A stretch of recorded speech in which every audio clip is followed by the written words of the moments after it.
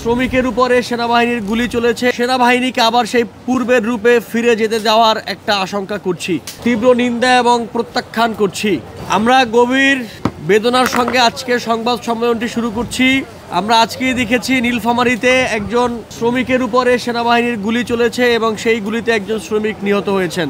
গত কয়েকদিন আগে দেখেছি আমাদের যে দীর্ঘ মুক্তির লড়াই, দীর্ঘ মুক্তির সংগ্রাম, সেই সংগ্রামের আমাদের সহযোদ্ধা গণ অধিকার পরিষদের সভাপতি নুরুল হক নূরের উপরে সেনাবাহিনী এবং পুলিশ নির্মম আক্রমণ করেছে। রাষ্ট্রীয় বাহিনীর এইরকম অধ্যত্বপূর্ণ আচরণকে গণঅভ্যুত্থানের পরে আমরা তীব্র নিন্দা এবং প্রত্যাখ্যান করছি। আমরা দেখেছি যে রাষ্ট্রীয় এই সকল বাহিনী গত রেজিমে কিভাবে গুম এবং বিচার বহির্ভূত খুনের পক্ষে ছিল। আমরা দেখেছি জিয়াউল হাসানের মতো সেনা অফিসার এই বাংলাদেশে ছিল, যার হাতে হাজারেরও বেশি মানুষ খুন হয়েছে। আমরা আমাদের সেনাবাহিনীকে আবার সেই পূর্বের রূপে ফিরে যেতে যাওয়ার একটা আশঙ্কা করছি।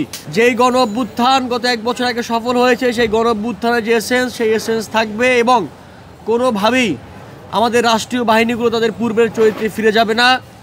যারা আজকে যে সকল সেনাবাহিনীর যে সকল সদস্যরা আজকে নীলফামারীতে একজন শ্রমিকের বুকে গুলি চালিয়েছে এবং নুরুল হক নূরের উপরে বর্বর আক্রমণ করেছে, তাদের বিরুদ্ধে অতি দ্রুত ব্যবস্থা নেওয়া হবে বলে আমরা আশা করছি।